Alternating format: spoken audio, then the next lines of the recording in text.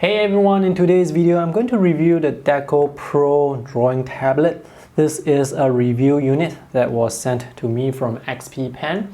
In this video I'm going to show you the things included in the box, what the driver can do, and of course the drawing performance. This video is going to be a bit long, so if you want to save some time you can actually check out the text review that I have already written. The link is in the video description below. The content in the text review and in this video, it's exactly the same.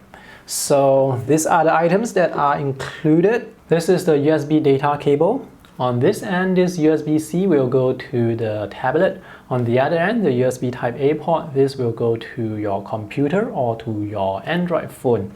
Yes, this tablet actually supports Android version 6 in addition to Mac OS and Windows. XP Pen has included these two adapters. One has a USB Type-C port and one has a micro USB port.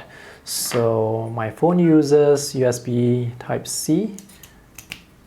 So with this, I am able to connect it to my phone. If you are using computers that only have USB Type-C ports, you will need to use this as well. So it's great that the USB adapters are included. In this package, we have the artist glove, a card to show you where to download the driver, and also the quick start guide. And this is the pen case. So on this end, there are 8 replacement nibs included, and that in the middle there, that's the nib remover. So you can just unscrew this part here to get access to all those extra nibs. On the other end, we have the pen. The build quality of the stand, this is extremely solid. Now this is cylindrical in shape, so you do need to put it upright. If not, it's going to roll very easily on the table. This pen, it supports slightly over 8,000 levels of pressure sensitivity. It also has tilt sensitivity support up to 60 degrees. This is not powered by battery, so you do not need to charge it. The grip is this huge piece of rubber, which is really comfortable to hold. 2 side buttons here. The build quality of the pen, it feels really solid even though the whole thing is actually made of plastic.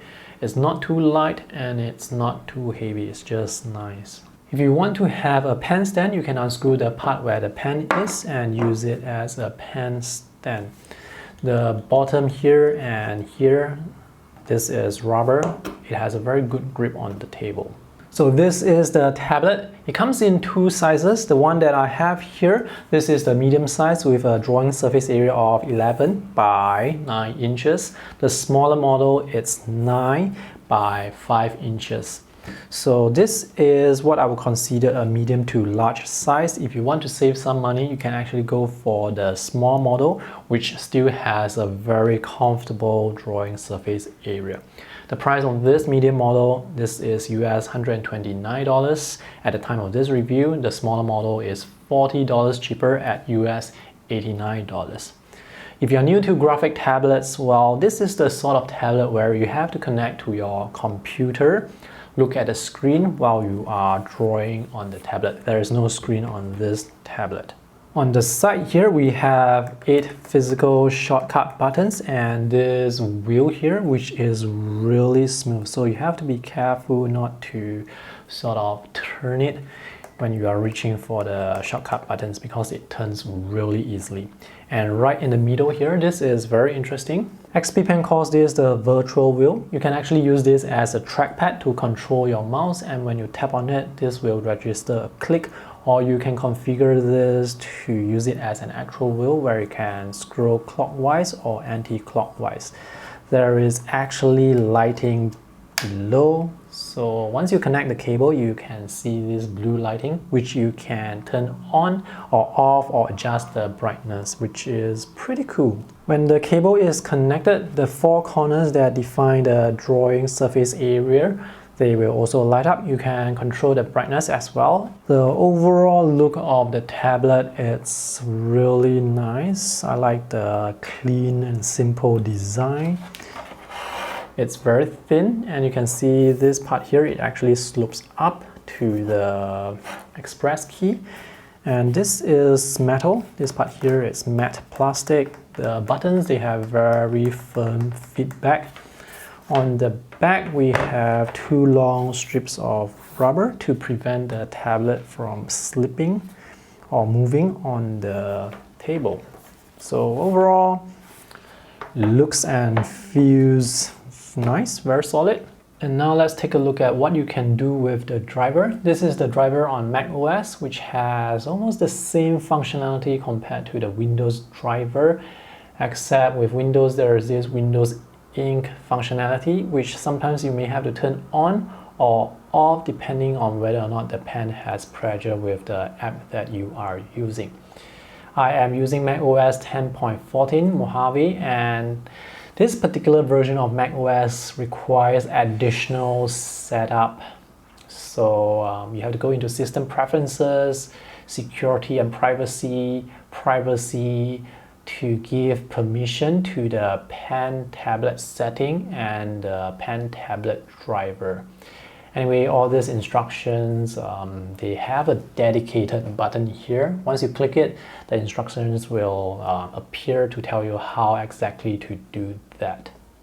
If you don't do the proper installation on Mac OS, you are not going to be able to move the cursor. On Windows, it's a very straightforward installation. So here you can adjust the pressure sensitivity of the pen using this little dot here that you can adjust the pressure curve. This is nice. I like this compared to those slider. The two side buttons can be configured to mouse clicks or specific keyboard shortcuts. If you are a left-handed user, you can turn the tablet 180 degrees, so the physical shortcut buttons will go to the right side. On the next tab here, the monitor, this is not very useful. It just shows you the monitor you are using. You can use this tablet with dual screens as well. There is actually the functionality for you to jump the cursor from one screen to the other. This is the mapping area. I leave this as default because I'm only using one screen right now. And if you want to change the brightness of the lights on the tablet, this is where you can do so. There is the wheel LED and the tablet LED. And this is where you can configure the shortcuts for all those buttons and the wheel. In the drop-down menu on the left, we have the 8 keys that you can configure. And these are the predefined functions that you can choose from. If you want to set a specific keyboard shortcut, you should choose Reset Customer Define. This is where you can enter your own keyboard shortcuts or use that button to launch an application, launch a website, or assign a mouse button to it. And there's this trackpad mode switch, which allows you to switch the functionality of the trackpad. So sometimes you can have the wheel to work like a mouse trackpad, or you can have it to zoom in and out, or have it to change brush size. And here on this drop-down menu, this is where you can assign the functionality to the trackpad. So I have this assigned to brush size. For the second function, I can have it scroll up and down, or maybe just assign it as a mouse to use it as a normal trackpad. If you use a lot of different software, you can actually create a specific set of keyboard shortcuts for all these buttons, for maybe Photoshop, for example. And if you use Illustrator, you can create a whole new set just for Illustrator or for Clip Studio, Paint, or for whatever software you are using. This is quite convenient. And now let's test out the drawing performance. So let me start by testing the hatching lines. The initial activation force, it's very light. So when you apply very light pressure, you can get very thin lines and thick lines when you press down really hard. The transition from thin to thick, it's really smooth by default. And as the curve turns the corner, it's also very smooth. The pen is able to maintain consistent pressure, which means when you look at a curve like this, it's supposed to be smooth. the pressure, the thickness should not change, and this is the right way. Just the lines, they come out just the way I want them to, so this is fantastic. And now let's draw something. Now the drawing performance of this tablet is actually quite good. I have tested this on a few drawing apps such as Photoshop, Medibank Paint Pro, Clip Studio Paint, Krita, Affinity Photo, and most of the apps, they work really well except for Krita on Windows, where I wasn't able to get pressure sensitivity working for some reason. So pressure sensitivity here, it works really well. And this pen, it's really sensitive, very responsive. Let me just change the brush size using the wheel. So as I turn the wheel, you can see the brush size changes. This is very convenient for changing brush sizes. You can expect this level of performance with other graphic apps, so I'm not going to show you all the apps today. I'm just going to show you the ones that perform a bit differently. Overall, it's really quite satisfying to draw on this tablet. I didn't experience a lot of glitch except for Krita on Windows. The pen tip on the drawing surface, it has a very nice texture to it, so it's not too slippery. It has just the right amount of friction. And pressure sensitivity, well, let's just say that this pen, it's really sensitive. The lines, they taper really well, and the transition from thin to thick is also really smooth. If you are using macOS and you are considering getting a tablet, this is one that I can recommend very easily. It works really well. This tablet is definitely good enough for line art and also for digital painting. Let's check out the tilt sensitivity. This is Krita on macOS, so pay attention to the shape of the cursor as I turn the pen. So now it's vertical, now it's horizontal. Now as I draw, the darker shade is on the left side, and now it's on the top side, and I can have the darker shade on the right side as well, and also at the bottom. So tilt sensitivity works pretty well. And now I'm using Krita on Windows. So earlier on I mentioned that I had some issues with Krita on Windows. More specifically, I wasn't able to get the pressure sensitivity working. That was due to the driver that I installed from June 25. So with that driver from June 25, I wasn't able to get the pressure working. The driver that I'm using right now is from June 12. So on XP Pen's website, where you can download the drivers, they give you different versions. If you have issues with your software, you can try and install different versions of driver and test. So the one that's working for me with Krita is actually the one from June 12. So everything works fine now, and tilt sensitivity works as well. The last app that I want to show you is Clip Studio Paint on the Mac. If your pressure is not working, you may have to change some settings in the preferences. So when I first used Clip Studio Paint with this tablet, pressure wasn't working, so I have to go into the preferences. The shortcut is Ctrl-K. You may have to switch from WinTab to tablet PC or from tablet PC to WinTab. So right now I have it on tablet PC and my pressure, it's working well. If you still find pressure sensitivity not working with Clip Studio Paint or with other drawing apps, you can turn on or off Windows Ink from the XP Pen driver on Windows. It's located here at the bottom left. Once you have pressure working, it performs really well. So the only issues that I have on Windows is with Krita.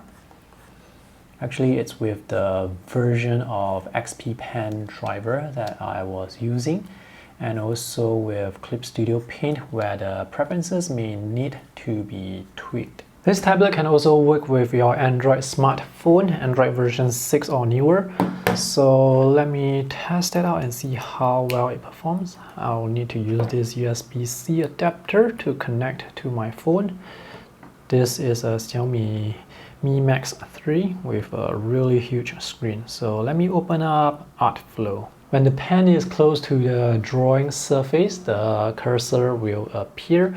Depending on the app that you are using, the orientation here may or may not match the horizontal orientation of your tablet. So with ArtFlow, it seems like I may actually need to turn this horizontally. So here it does match the orientation of my tablet. I've just rotated the phone 180 degrees so that the cables go to the left, and I've also rotated the tablet so that it matches the orientation here. So let's draw something. Now pressure sensitivity works by default. No driver installation is required, so that's pretty cool. This seems reasonably accurate. Now, one thing to note when you are drawing is when the cursor is on the screen, there is no way to pinch and zoom to zoom in and out, but once you lift up the pen, you can zoom in and out. You can also rotate. Basically, you can do all the finger gestures, but when you have the cursor on the screen, you won't be able to do all that, so it will take some time to get used to drawing on your phone. When you need to navigate, you need to lift up your pen to use your fingers to navigate. Now with this particular app, I wasn't able to change the rotation, so when it's like this, the app is actually upside down, and I want to use it like this because I want the cables to go to the left side, but I'm not able to get the rotation to work, so I have to use it like this. And of course this is going to interfere with the tablet because the cables are all here. This drawing app called Deco Pro is a free app from XP Pen. You can download it from the Google Play Store. When you open it up the first time with the tablet connected, it's going to ask you if you want to use this USB device by default. So click the check box and click OK, and it will show that it's successfully connected. And when it's connected, the mouse cursor actually becomes a tiny little dot. So let me just pick a brush and draw something here. So pressure sensitivity works pretty nicely here. No issues here. And this app that I'm using now, this is Sketchbook on Android. So if you feel like it's more comfortable to draw with the phone vertically, you can have the tablet vertical as well. With another brand of tablet that I have tested, when it's connected to the phone, it actually just maps a portion of the drawing area, but here you have access to the full drawing area. So this app is Sketchbook, and pressure works really well. It's also very responsive. There is no lag at all. So that's great. Since no driver installation is required for this tablet to work with Android, there is no way to configure the shortcut buttons or the wheel. The overall drawing performance of Deco Pro and the pen is terrific. The line quality you can get, it's excellent. The lines, they come out just the way I want them to. And this tablet, it has a lot of features. It has 8,000 levels of pressure sensitivity, tilt sensitivity, 8 shortcut buttons, 2 wheels, and the driver works pretty well with most of the drawing apps that I have tested, except for Krita and Clip Studio Paint on Windows. But even for those two software, I was able to quickly resolve the issues by uninstalling the driver and installing another driver, and also tweaking the preferences. So no major deal breakers. Overall, I'm quite impressed by this tablet, the build quality, the design, and of course the drawing performance. So if you are thinking of getting a graphics tablet for digital art or digital painting, you can consider the Deco Pro, this medium model. This is US $129. If you want to save some money, you can go for the smaller model, which has a drawing area of 9 by 5 inches, which is still a rather comfortable size to work with.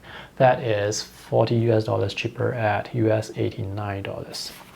And of course, if you want to work with your Android phone, I'm happy to say that this works pretty well too. So that's all for my review today. If I have any updates, I will put that in my text review. And if you have any questions, do let me know in the comment section below. Thanks for watching. See you in the next video. Bye.